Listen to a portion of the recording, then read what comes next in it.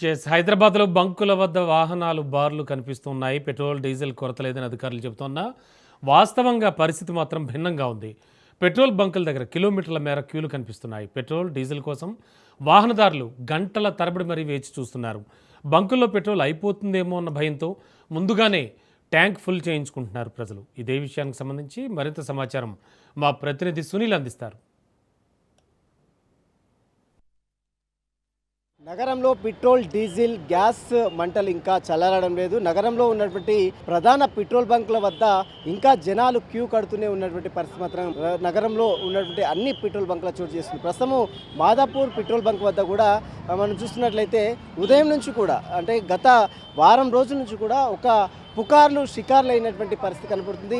ఇక రాబోయే కాలంలో పెట్రోల్ బంకులు మొత్తం కూడా మూసివేస్తారంటూ కూడా విస్తృతంగా సోషల్ మీడియాలో జరిగినటువంటి ప్రచారం నేపథ్యంలో మొత్తం కూడా పెట్రోల్ బంకుల వద్ద బారులు తీస్తున్నటువంటి పరిస్థితి మాత్రము చూడవచ్చు. వాహనదారులు ఉదయం నుంచి కూడా అంటే సాధారణ రోజులతో పోలిస్తే ఈసారి అదనంగా అంటే పెట్రోల్ బంకుల వద్ద ఎక్కువగా ఉదయం నుంచి కూడా రద్దీగా ఏర్పడుతున్నటువంటి పరిస్థితి కనబడుతుంది. ఇప్పటికే హెచ్పిసిఎల్, బీపీసీఎల్, ఐఓసీఎల్ అంతా కూడా పెట్రోల్ డీజిల్ రాష్ట్రంలో సరిపడా నిల్వలు ఉన్నప్పటికీ కూడా ఎందుకు మీరు ప్యానిక్ అవుతున్నారంటూ కూడా పెద్ద ఎత్తున ప్రచారాలు కొనసాగిస్తున్న పరిస్థితి కనబడుతుంది. ప్రస్తుతం మనం చూడవచ్చు చాలామంది ఈ పెట్రోల్ బంకుల వద్ద వాహనదారులు క్యూ కడుతున్నారు. మీరు చెప్పండి సార్, ఎట్లా చూస్తారు? ఇదంతా కూడా ఒక ప్యానిక్ సిచ్యువేషన్ ఉంది. రాష్ట్ర ప్రభుత్వం ఇంకా ఉందని చెప్తున్నప్పుడు కూడా ఎందుకు ఈ జనాలు ఇంత క్యూ కడుతున్నారు? అది అర్థం కావట్లేదండి మాకు కూడా. ఎందుకంటే మా దగ్గర సఫిషియెంట్ స్టాక్స్ ఉన్నాయి. అన్ని కార్పొరేషన్లు చెప్తున్నారు, ఐఓసీ అందరూ కూడా చెప్తారు, ఐఓసీ గారు కూడా అందరూ చెప్తూనే ఉన్నారు సఫిషియెంట్ స్టాక్స్ ఉన్నాయి మన దగ్గర, ప్రాబ్లం లేదు. అయినా కూడా ప్రజలు ఈ రీల్స్ చూసి సోషల్ మీడియాలో అనవసరంగా పడుతున్న రీల్స్ చూసేసి అపోహలకు గురవుతున్నారు. అంతకుమించి ఏం లేదు.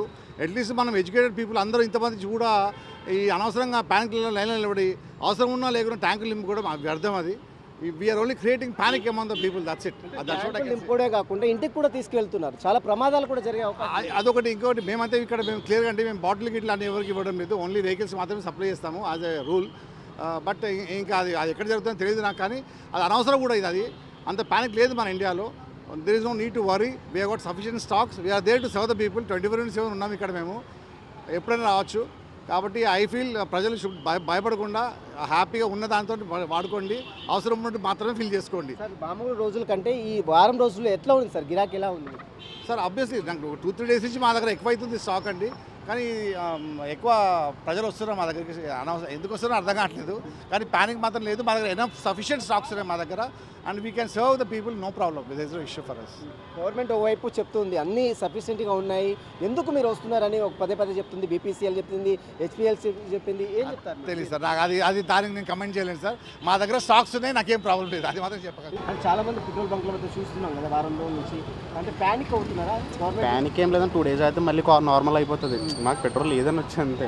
అంటే జనాలు సోషల్ మీడియాలో బాగా చూస్తున్నారు కదా, దాన్ని సోషల్ మీడియాలో కూడా చెప్తున్నారు కదా 2 days అయితే నార్మల్, ఆల్రెడీ పెట్రోల్ అవైలబుల్ ఉంది, మీరు ప్యానిక్ అవ్వద్దని కూడా చెప్తున్నారు కదా. మరి సోషల్ మీడియా చూసినా అది కూడా చూడాలి కదా. ఏమో అంటే వాళ్ళ కంగారులో వాళ్ళ భయంలో వాళ్ళు ఎక్స్ట్రా కొట్టింగ్ కూడా వల్ల డైలీ 200-150 కొట్టింగ్ వాళ్ళు కూడా ఫుల్ ట్యాంకులు వేయడం వల్ల ఇంకా షార్టేజ్ అవుతుంది.